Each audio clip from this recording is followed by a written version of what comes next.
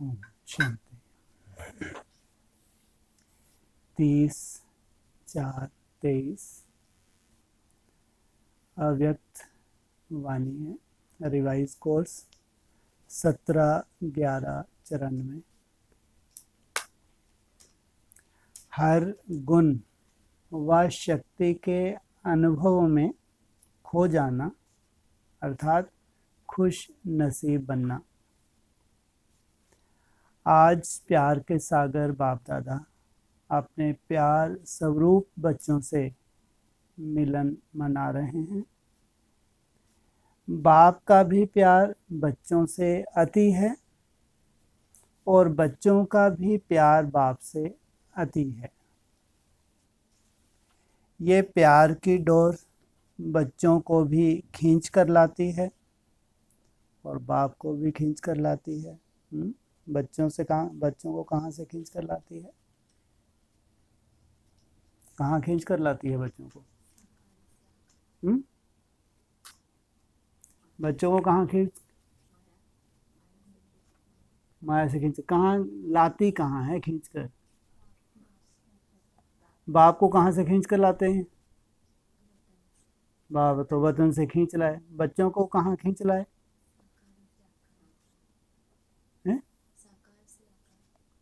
वहाँ बैठ के सुन रहे। मधुवन में बच्चों को खींच लाए और बाप को वतन से खींच लाए। ये प्यार की डोर बच्चों को भी खींच कर लाती। कहाँ इनका मिलन कहाँ होता है?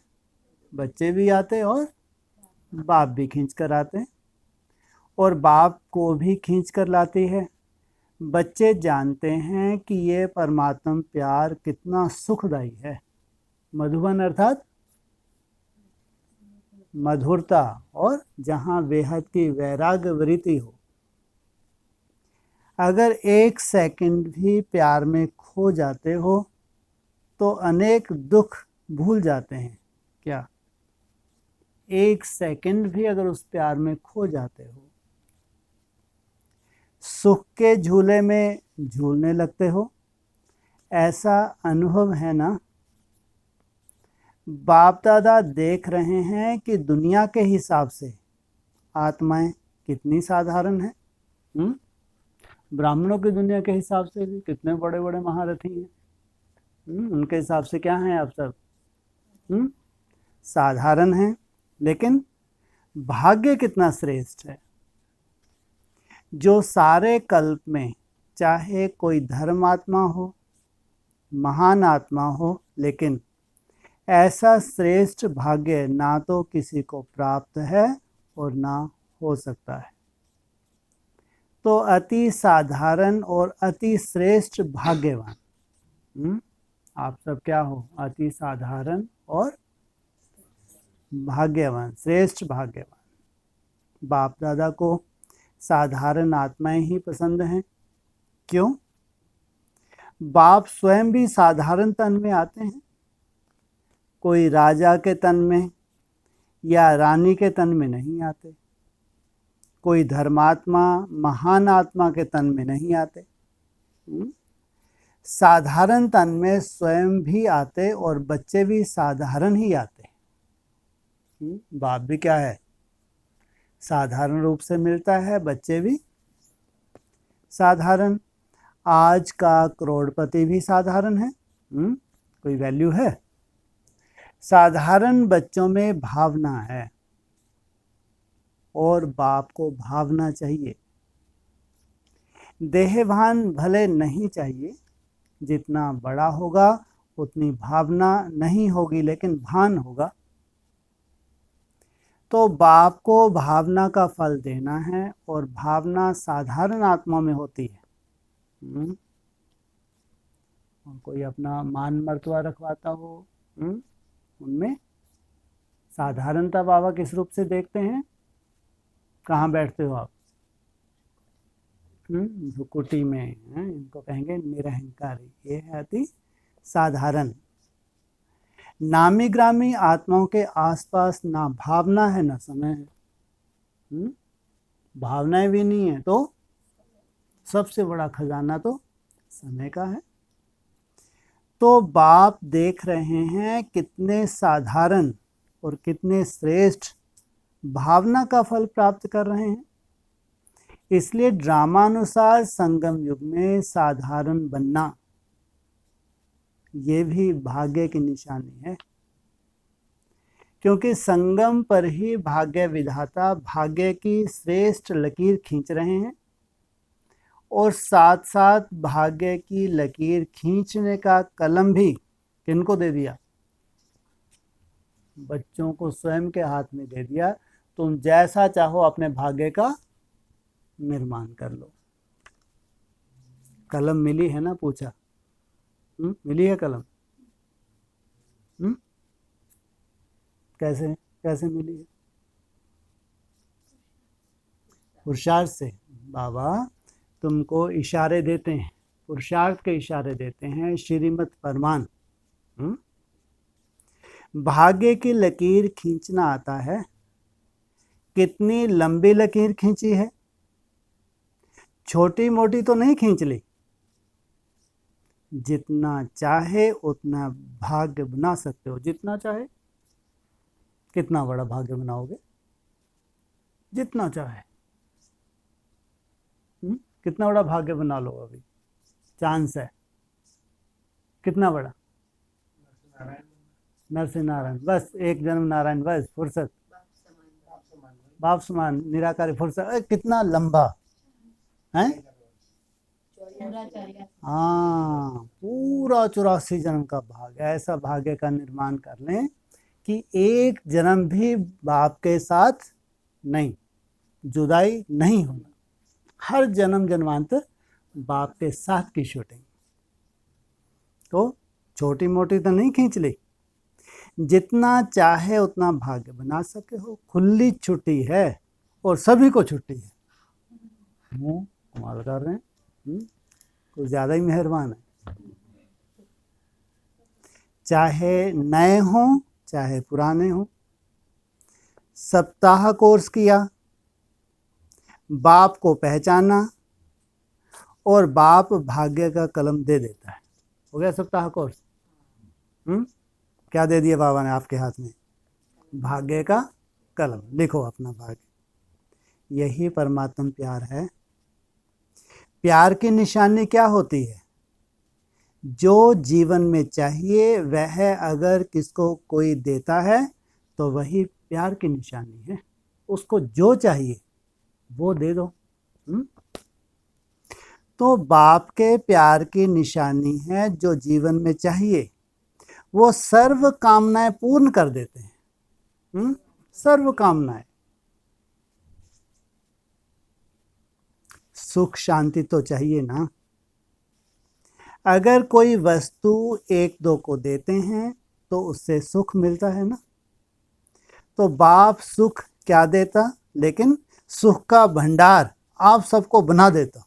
बाप रे बाप, सुख नहीं देता, क्या करता है? आपको भंडार ही बना, जो जितना चाहिए आपसे लूट ले। ऐसा सुख का भंडार।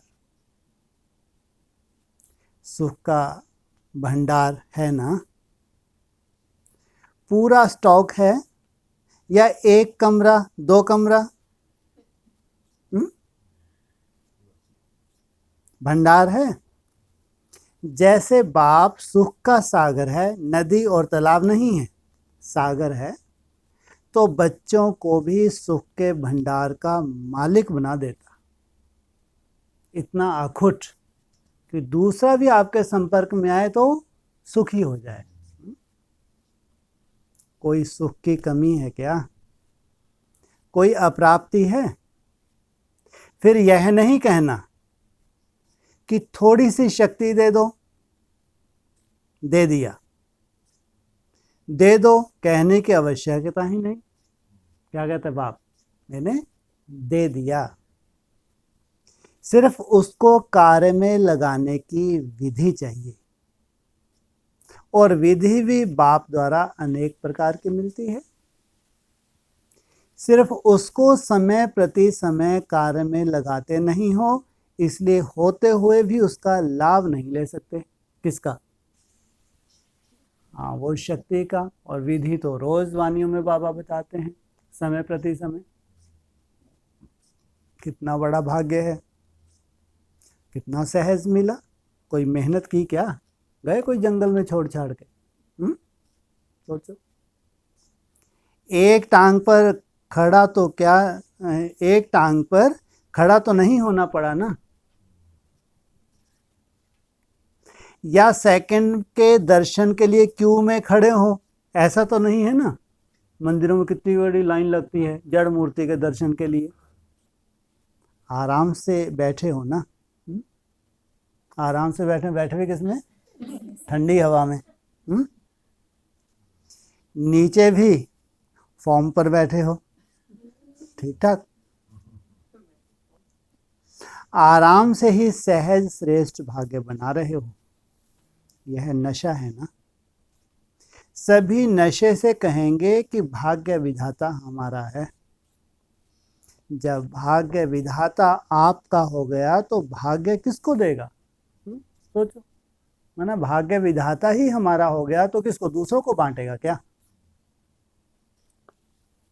भाग्य विधाता को अपना बनाया, अर्थात भाग्य के अधिकार को प्राप्त कर लिया। जिसको नशा है वो सदा यही अनुभव करते हैं कि भाग्य मेरा नहीं होगा तो किसका होगा? क्योंकि भाग्य विधाता ही मेरा है। इतना नशा है, या कभी कभी चढ़ता है कभी उतरता है। संगम का समय ही कितना छोटा सा है, कितना छोटा सा है। कितना बचा है? ज़्यादा से ज़्यादा 14 वर्ष। और आप मेजॉरिटी तो सब नए हो। ये बात भी सही है। कितना थोड़ा समय मिला है, लेकिन ड्रामा में विशेष इस संगम युग की ये विशेषता है कि कोई भी नया हो या पुराना हो, नए को भी गोल्डन चांस है नंबर आगे लेने का। तो नयों में उमंग है, या समझते हो हमारे से आगे तो बहुत हैं, हम तो अभी आए हैं, अभी आए, ऐसा हमारे से आगे बहुत पुराने पुराने हैं। हम इतना कहाँ ले पाएंगे, हम तो अभी नए आए हैं। नहीं, ये खुली छुट्टी है। जितना आगे बढ़ना चाहें उतना बढ़ सकते हैं, सिर्फ अभ्यास पर अटेंशन दो। किस पर? हाँ, बाबा की याद का जो अभ्यास है उसके ऊपर अटेंशन दो। कोई कोई पुराने अलवेले हो जाते हैं और आप नए अलवेले नहीं होना तो आगे बढ़ जाएंगे। युक्ति भी बता दी। ये पुरानों को क्रॉस करने की युक्ति क्या है? हाँ, अलवेले नहीं होना। नंबर ले लेंगे, नंबर लेना है ना। फर्स्ट नंबर नहीं, फर्स्ट डिवीजन। क्या कहा? फर्स्ट नंबर नहीं, लेकिन फर्स्ट डिवीजन। फर्स्ट नंबर तो ब्रह्मा बाप निश्चित हो गए। वो तो सीट फिक्स है, लेकिन उसके कुल में तो जा सकते हैं ना। लेकिन फर्स्ट डिवीजन में जितना चाहें उतने आ सकते हैं। तो सभी किस डिवीजन में आएंगे? सभी फर्स्ट में आएंगे, तो सेकंड में कौन आएगा? हम लोग ढेर है ना, वो ब्रह्मा कुमार कुमारी हैं, उनके लिए वो सीट छोड़ दो। माताएं किस में आएंगी? फर्स्ट में आएंगी। बहुत अच्छा, आना ही है। यह दृढ़ निश्चय भाग्य को निश्चित कर देता है। दृढ़ निश्चय आपके भाग्य को क्या कर देता है? निश्चित। पता नहीं आएंगे नहीं आएंगे, पता नहीं आगे चलकर कोई माया आ जाए। माया बड़ी चतुर है, ऐसे व्यर्थ संकल्प कभी भी नहीं करना, सुन लेती है। जब सर्वशक्तिवान साथ है तो माया तो उसके आगे पेपर टाइगर है, इसलिए घबराना नहीं। पता नहीं का संकल्प कभी नहीं करना। मास्टर नॉलेजफुल बन हर कर्म करते चलो। साथ का अनुभव सदा ही सहज और सेफ रखता है। साथ भूल जाते हैं तो मुश्किल हो जाता है। लेकिन सभी का वायदा है कि साथ रहेंगे, साथ चलेंगे, यही वायदा है ना। साथ रहेंगे भी और साथ में चलेंगे भी, और फिर साथ में राज करेंगे, फिर वहाँ साथ साथ पढ़ाई का, खेल कूद का।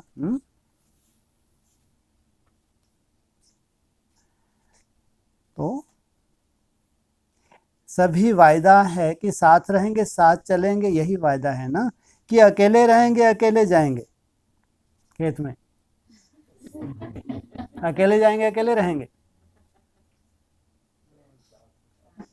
कल तो प्लान दे दिया, अब तो कल को बनाना पड़ेगा। ना परिवार के लिए बनाएंगे अकेले? नहीं नहीं नहीं, सबके लिए बनेगा, क्यों नहीं? यही पूछ रहे हैं बाबा तो। यहाँ साथ में वहाँ भी साथ में। तो साथ का अनुभव बढ़ाओ। जानते हो कि साथ है, मानते भी हो, लेकिन फर्क क्या पड़ता है? जानते भी हो, मानते भी हो, लेकिन समय पर उसी पर मान चलते नहीं हो। माया का फोर्स, ये जो कोर्स है उसको भुला देता है। बाबा जो फोर्स भरता है, माया क्या करती है? उसको भुला देता है। लेकिन क्या माया बहुत बलवान है? वह बलवान है या आप बलवान हो? कौन है बलवान? बाबा के बच्चे। या कभी माया बलवान, कभी आप बलवान। आपकी कमजोरी माया है और कुछ नहीं है। आपकी कमजोरी माया बनकर सामने आती है। जैसे शरीर की कमजोरी बीमारी बनकर सामने आती है ना, ऐसे आत्मा की कमजोरी माया बन करके सामने आती है। तो ना कमजोर बनना है, ना माया आनी है। लक्ष्य ही है माया जीत, जगत जीत। कितने बार विजयी बने हो? अनगिनत बार। फिर भी घबरा जाते हो। कोई नई बात होती है तो कहा जाता है नई बात थी ना, मुझे पता नहीं था इसलिए घबरा गए। लेकिन एक तरफ कहते हो अनेक बार विजयी बने हैं, फिर क्यों घबरा जाते हो? बाप का प्यार ही है, बाप का प्यार ही ये है कि हर बच्चा श्रेष्ठ आत्मा बन राज्य अधिकारी बने। प्रजा अधिकारी तो नहीं बनना है ना। तो राज अधिकारी अर्थात हर कर्म इंद्रिय जीत, हर कर्म इंद्रिय को जीतने वाला। अगर अपनी कर्म इंद्रियों के ऊपर, मन बुद्धि संस्कार के ऊपर विजय नहीं तो प्रजा पर क्या राज करेंगे? संस्कार कहाँ से ले जाएंगे? इस जगह यह है राजयोग, ट्रेनिंग यही हो रही है। अगर ऐसे राजे बने तो आपने ऊपर विजय नहीं पा सकते, तो सतयुग में भी कलयुग बन जाएगा। सतयुग में सुख ले पाएंगे? इसलिए ये चेक करो कि मन बुद्धि संस्कार कंट्रोल में है। मन आपको चलाता है या आप मन को चलाने वाले हो? जब ये कंप्लेन करते हो कि मेरा मन आज लगता नहीं, मेरा मन आज भटक रहा है, तो ये माया जीत हुए। मन आज उदास है, आज मन और आकर्षण की तरफ जा रहा है, ये विजय के संकल्प हैं। तो जो स्वयं पर विजय नहीं पा सकते, वो विश्व पर कैसे विजय प्राप्त करेंगे? इसलिए चेक करो, कर्म इंद्रिय जीत, मन जीत कहाँ तक बने हैं। अगर फर्स्ट डिवीजन में आना है तो इस लक्ष्य और लक्षण को प्राप्त कर सकते हो। कौन सी डिवीजन? First division. बाप दादा ने देखा कि बच्चे उमंग उत्साह में भी रहते हैं, ज्ञान की जीवन अच्छी भी लगती है, ज्ञान सुनना सुनाना इसमें भी अच्छे आगे बढ़ रहे हैं। लेकिन चलते चलते अगर कमजोरी आती है तो उसका कारण क्या है? विशेष कारण है कि जो कहते हो, जो सुनते हो, उस एक एक गुण का, शक्ति का, ज्ञान के पॉइंट का अनुभव कम है। मानो सारे दिन में स्वयं भी व दूसरों को भी कितने बार कहते हैं मैं आत्मा हूँ, आप आत्मा हो, शांत स्वरूप हो, सुख स्वरूप हो। कितने बार स्वयं भी सोचते हो और दूसरों को भी कहते हो। लेकिन चलते फिरते आत्मिक अनुभूति, ज्ञान स्वरूप, प्रेम स्वरूप, शांत स्वरूप की अनुभूति वो कम है। सुनना कहना ज़्यादा है और अनुभूति कम है। लेकिन सबसे बड़ी अथॉरिटी अनुभव की होती है। शांति का, सुख का, आनंद का, ये अनुभव करना। तो उस अनुभव में खो जाओ। जब कहते हो शांत स्वरूप, तो स्वरूप में स्वयं को, दूसरों को शांति की अनुभूति हो। मैं क्या हूँ? शांत स्वरूप आत्मा, एकदम डिटैच, एकदम पॉइंट ऑफ लाइट उसमें स्थित हो गए। कोई संकल्प नहीं, स्टॉप। ये पहले स्वयं अनुभूति करें, फिर वैसा ही वायुमंडल दूसरों को अनुभव हो। जब कहते हो शांत स्वरूप हो, तो स्वरूप में स्वयं को, दूसरों को शांति की अनुभूति हो। एक एक गुण का वर्णन करते हो, शक्तियों का वर्णन करते हो, लेकिन शक्ति व गुण समय पर अनुभव में आए। कई तो बोलते भी रहते हैं कि सहन शक्ति धारण करनी चाहिए, सहनशीलता अच्छी है, लेकिन अनुभूति नहीं होती। अनुभूति की कमी होने के कारण जितना चाहते हैं उतना पा नहीं सकते। अगर सभी से पूछें कि जितना पुरुषार्थ होना चाहिए उतना है तो थोड़े हाँ कहेंगे। 4 वर्ष अगर लग रहा है तो जितना पुरुषार्थ होना चाहिए पूछा, अगर उतना है तो कितने हाथ उठाएंगे? तो बाबा ने बोला थोड़े हाथ उठाएंगे। तो जितना मिल रहा है उतना जीवन में व कर्म में अनुभव हो। सिर्फ सोचने में अनुभव नहीं हो, लेकिन चलन में, कर्म में शक्तियाँ, गुण स्वयं को भी अनुभव हो, दूसरों को भी अनुभव हो। कहते ही हो कि ज्ञान स्वरूप है, तो वह स्वरूप दिखाई देना चाहिए ना। और स्वरूप सदा होता है, स्वरूप कभी कभी नहीं होता। जो स्वरूप आपने धारण कर लिया तो कर लिया, वो बदलता थोड़ी है। अज्ञान काल के जीवन में यदि किसी का क्रोधी स्वरूप होता है, तो जब भी कोई बात होती है तो वो स्वरूप दिखाई देता है, छिपता नहीं है। चाहे छोटी बात हो या बड़ी बात हो, लेकिन जिसका जो स्वरूप होता है वह दिखाई देता है। स्वयं को भी अनुभव होता है, दूसरों को भी अनुभव होता है। क्या कहते हैं? ये है ही क्रोधी, इसका संस्कार ही क्रोध का है, तो संस्कार दिखाई देता है ना। ऐसे ये ज्ञान स्वरूप, शांत स्वरूप, सुख स्वरूप अनुभव में आए तो अनुभवी मूर्त ये है श्रेष्ठ पुरुषार्थियों की निशानी। तो अनुभव को बढ़ाओ। अगर शांत स्वरूप है तो स्वरूप में टिको। अगर आनंद स्वरूप है तो स्वरूप में टिको, प्रेम स्वरूप में टिको। जो कहा वो अनुभव किया। अगर अनुभव नहीं होता तो उसका कारण ये है कि जो समय प्रति समय विधि मिलती है उस विधि के ऊपर अटेंशन कम है। जितना ज्ञान को, शक्तियों को, गुणों को रिवाइज करते रहेंगे तो रियलाइज सहज होगा। क्या करना पड़ेगा? बार बार इनको रिवाइज करना पड़ेगा। रिवाइज नहीं करते तो रियलाइजेशन भी कम है, अनुभव भी नहीं होता। सुना? बहुत अच्छा, लेकिन चलते चलते रिवाइज होना चाहिए। जैसे दुनिया वाले कहते हैं कि कर्म ही योग है, कर्म और योग अलग नहीं मानते, कर्म ही योग मानते हैं। कर्म से योग लगाना, इसी को ही कर्म योग समझते हैं। लेकिन कर्म और योग दोनों का बैलेंस चाहिए। कर्म में बिजी रहना योग नहीं है। क्या कहा?